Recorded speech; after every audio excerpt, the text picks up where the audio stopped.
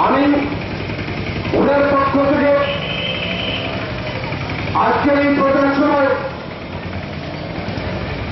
আমাদের প্রার্থী এই 30টি বিধানসভা কেন্দ্র নিয়ে যে লোকসভা কেন্দ্রটি এই বিশাল লোকসভা কেন্দ্রে বিভিন্ন প্রত্যন্ত অঞ্চলে মিটিং মিছিল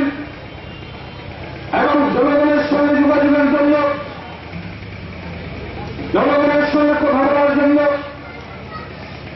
ব্যস্তভাবে আজকের এই মিটিংয়ে উপস্থিত হতে পারেন নাই। তাই আমার পক্ষ থেকে সবার কাছে ক্ষমা নিয়ে ভারতের জাতীয় কংগ্রেসের প্রার্থীর পক্ষে এখানে দু চারটি কথা বলছি। বন্ধুগণ, আমাদের রাজ্যে এমন একটি সরকার প্রতিষ্ঠিত আছে বিগত দীর্ঘ 21 বছর যাবৎ মার্ক্সবাদী কমিউনিস্ট পার্টির সরকার এরাজ্যে ক্ষমতায়। এরাজ্যের মুখ্যমন্ত্রী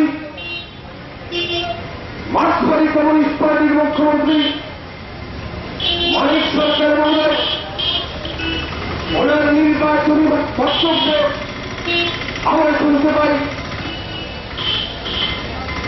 এরাজ্যের উন্নয়নের কথা বলেন কেন্দ্রের কংগ্রেস পরিচালিত